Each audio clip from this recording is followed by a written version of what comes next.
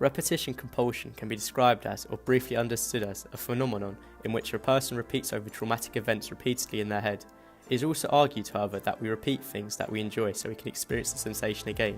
This is aligned with the libido. To understand this further, Freud created a model which gave reason for repetition to happen. This model is often referred to as beyond the pleasure principle.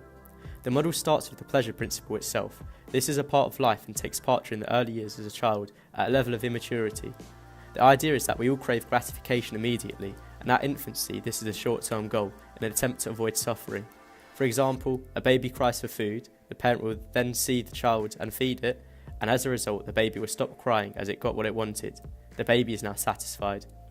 As we grow older though, short-term gratification isn't always possible, and as we grow to a level of maturity, we realise that we have to wait for long-term gratification and must adhere to the social norms within society.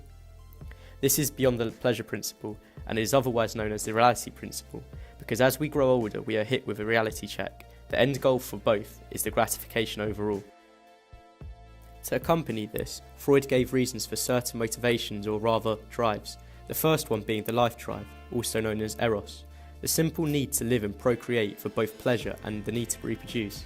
Again, this is where the libido comes in, whereas the other drive, thanatos, or the death drive, are our bad habits that can lead to self-destruction.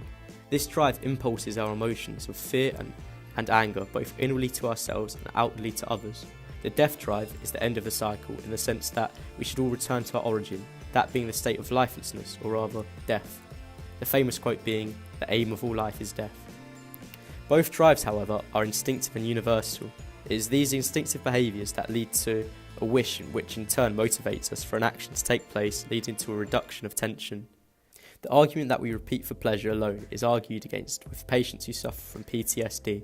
This occurs when soldiers who return from war repeat traumatic events over and over in their head, and as we can imagine, this is not very pleasurable. Russian physicians adapted Freud's descriptions of civilian neurosis and coined the term war neurosis. Myers then renamed the term shell shock, as we know it today, in World War I. Like traumatic brain injury in more recent wars, shell shock was a diagnosis popular with the troops due to its more heroic and less stigmatising connotations. A further argument is actually made by Freud himself with his treatment to trauma with his technique psychoanalytic transference. Freud would ask his patients to repeat the repressed memory rather than remember it as if it were the past. In a sense, relive the moment in which caused them pain, and in doing so disregarding repetition as a sensory for pleasure.